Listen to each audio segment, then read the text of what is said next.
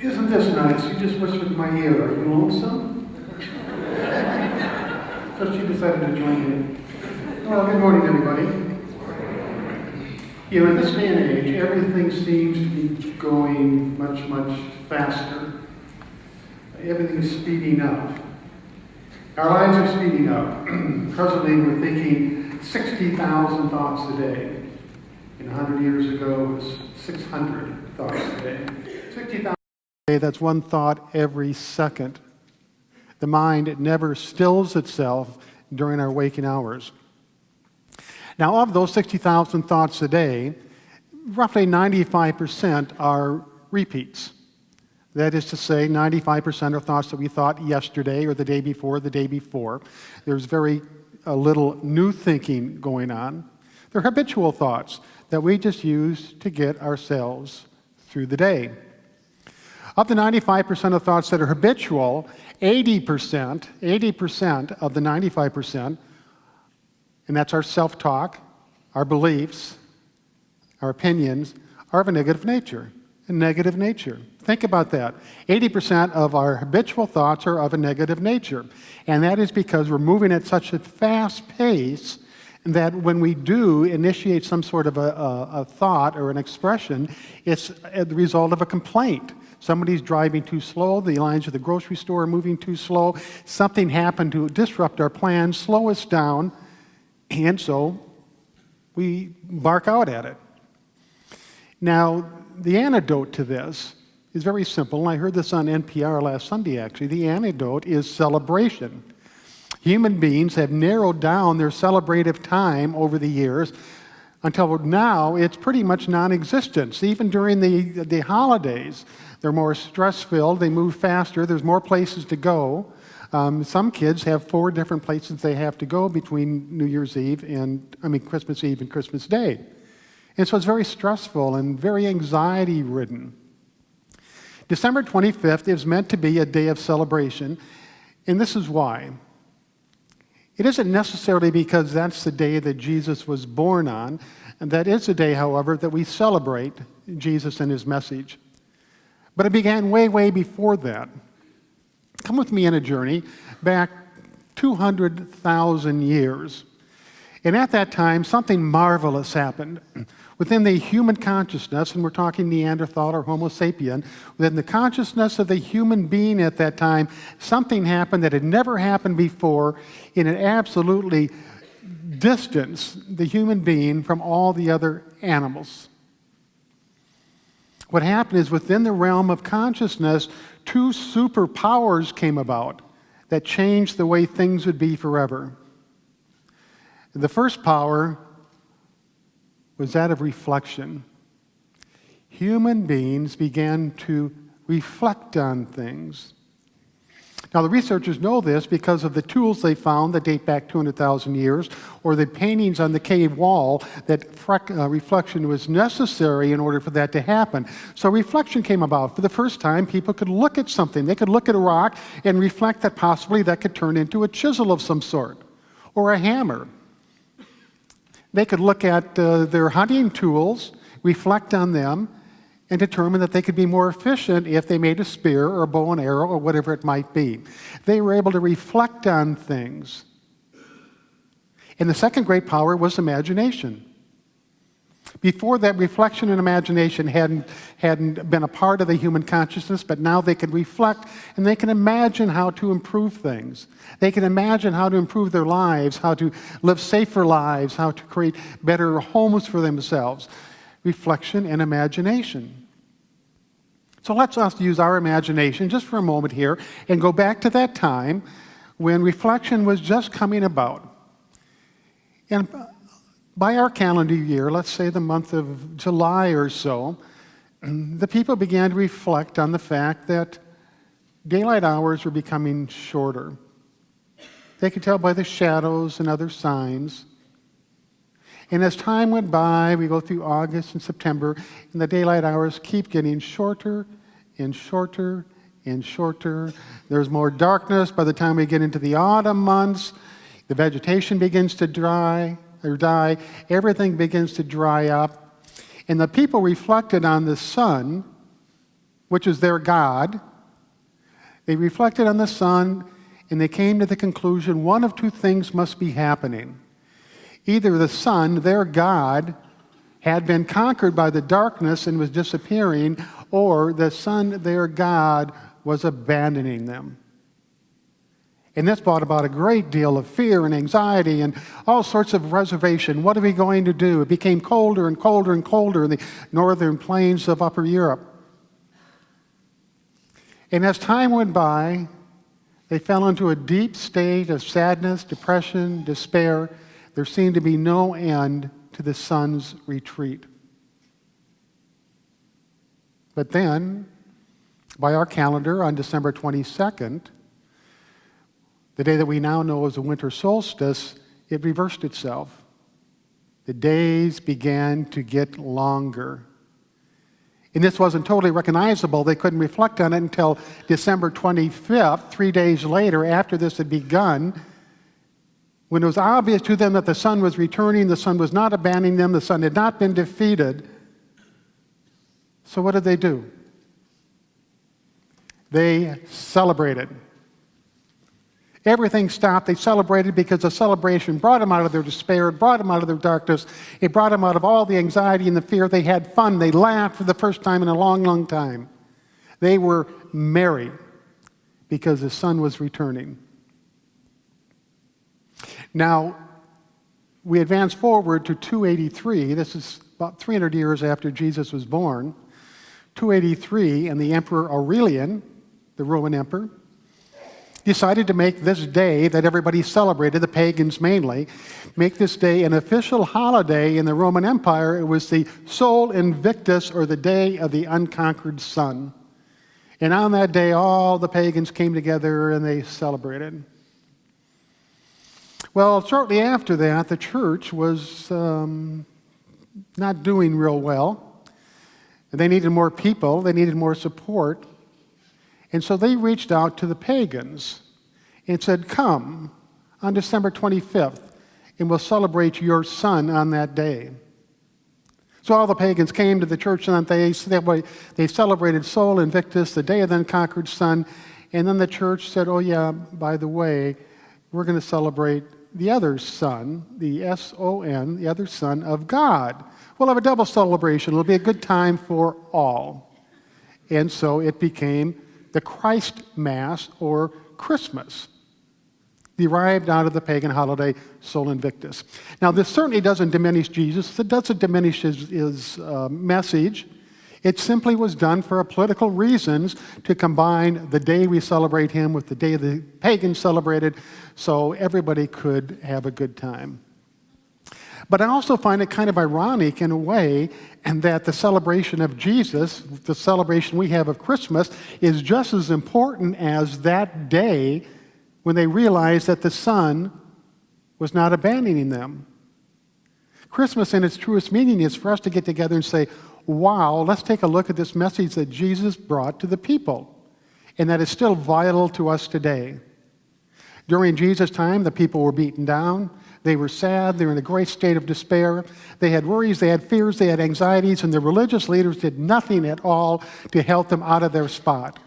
As a matter of fact, they did everything they could to keep them in that state of mind. And then Jesus came and liberated them. He said, you have the God Spirit within you. You have incredible spiritual powers.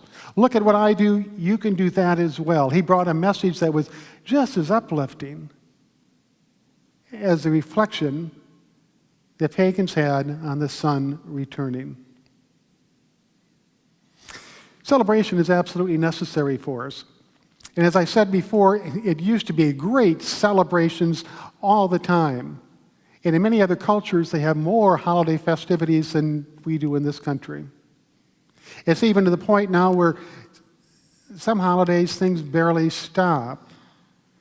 It's like the stores are open on Thanksgiving, and some people have to work, and they can't slow down, or they can't take time to celebrate, but it's essential for our mental, emotional, and spiritual health that we do something that has nothing to do with our responsibilities, it has nothing to do with our survival, it has nothing to do with obligations or expectations. We just celebrate because celebration brings us into the present moment. And we laugh and we have fun with people in the exchange of love. Now, I've asked some people to join me on stage today to share with you something that will help you celebrate this holiday season in a little grander fashion. And I'd like them to come to forward right now, if you would. Hopefully you didn't chicken out. Here we go.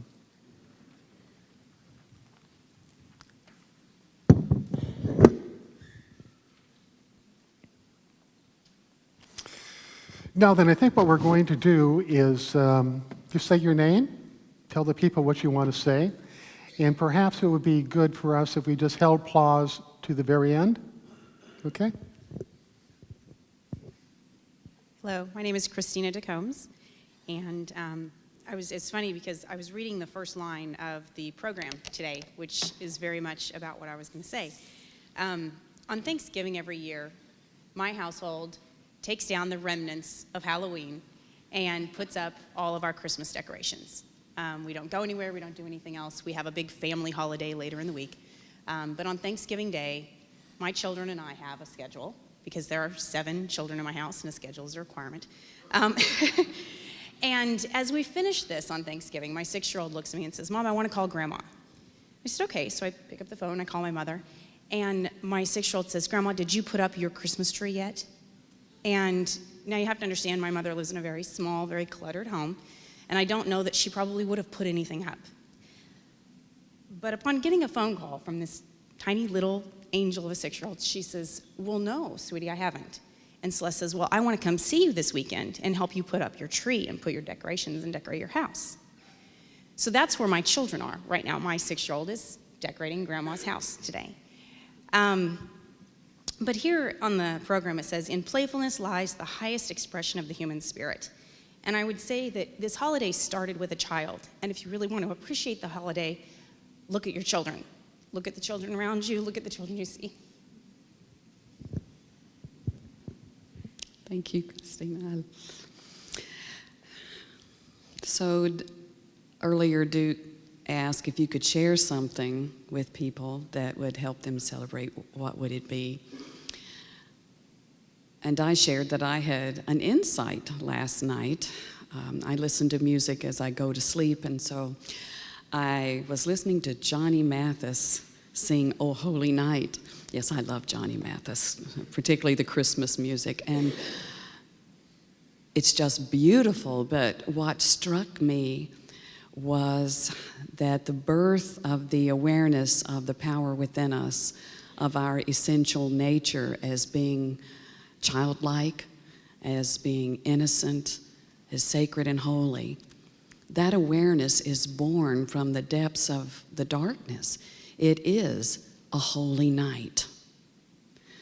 The story of the birth of Jesus doesn't take place in the noonday sun, where all is known, where the warmth is felt. It's the holy night. And probably my favorite Christmas scripture comes from the book of Isaiah, when it says, "Those who've walked in darkness have seen a great light. On them a great light has shined." Good morning. My name's Peter. I'm Donna Johnson. Who doesn't know that? Raise your hand. Oh, So looking back, Duke was very smooth this morning. Is there a story about Christmas that you would be willing to tell the congregation? Didn't make the connection until later when he said, "You want to come up?" So, but it reminded me of Thanksgiving. Was at my mom's house, and three young children showed up, not unexpectedly, but I didn't know they were coming. And so we had 4 children ranging from 5 to 8. And my older sister, very creative, she goes and gets a bunch of coffee filters and markers and sets the kids up on the table. And it was a beautiful day, fairly warm. And so the kids would color on these coffee filters and then go outside and stick them in water and make like a tie-dye. And we watched these kids go in and out of the house. I think they had 50 or 60 of these things spread out everywhere, drying by the time they were all done, and they were rolling around, tripping over each other, just having a great time. And this went on for a few hours, and we ate dinner, and then after dessert, they left and had to go somewhere else, and my mom just sat there and just looked around for a minute and said, "That was amazing." And when she said that, I realized that we had all, as a family, just enjoyed the fun of watching the children for 3 or 4 hours, and no stress, no family dynamics, nothing. And so when Duke asked that question this morning, I realized at that moment that that was, to me, what Christmas is all about, watching the children.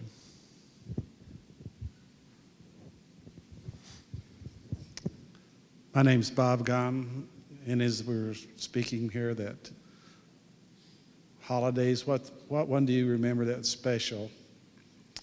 And the one I remember as special is many, many years ago when my children were smaller, and our family had gone through a divorce.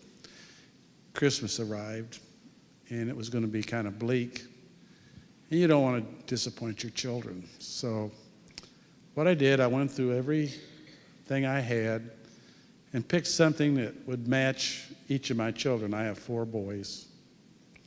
And I wrote a note or a letter explaining why I had kept this item and why it was special to me. And that was their Christmas. In years to follow, sometimes we get reminiscing about the holidays. And this is where your children can teach you things. My boys say, "That Christmas you had to give us stuff that was personal. That was the best one. You give us part of yourself." So I grew from that, not realizing how they would have see it. I just wanted to make sure they had a gift. But it was very special to this day. Let's give them a round of applause. Thank you.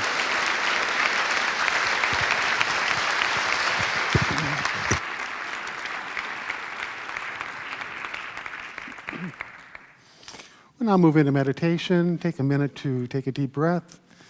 Slowly exhale, allow yourself to become comfortable.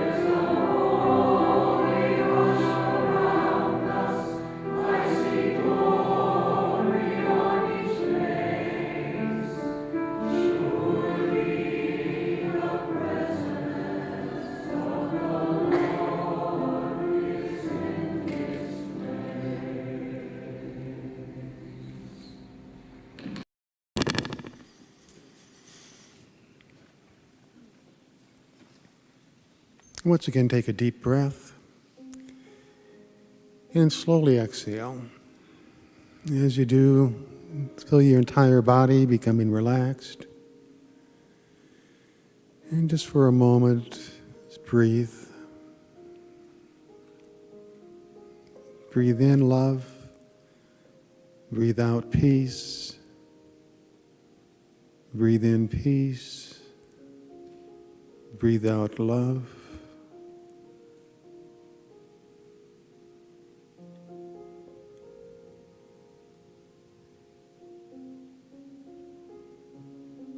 Feel yourself moving deeper and deeper into a state of pure relaxation.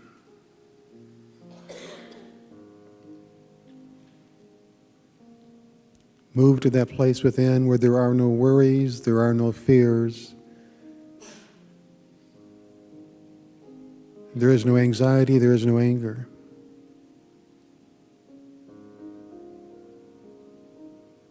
That special place within you, the temple of your soul.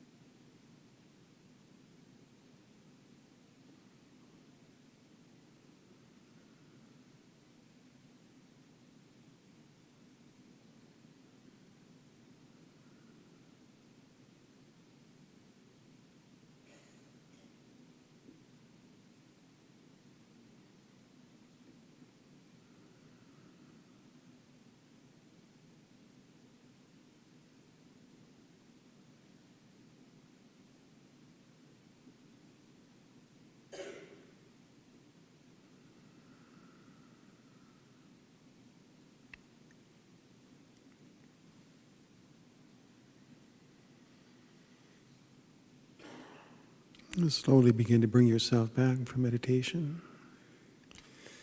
And do so at your own pace.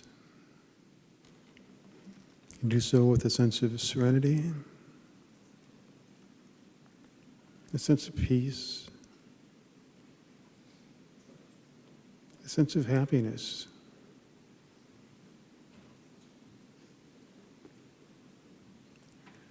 I've got peace like a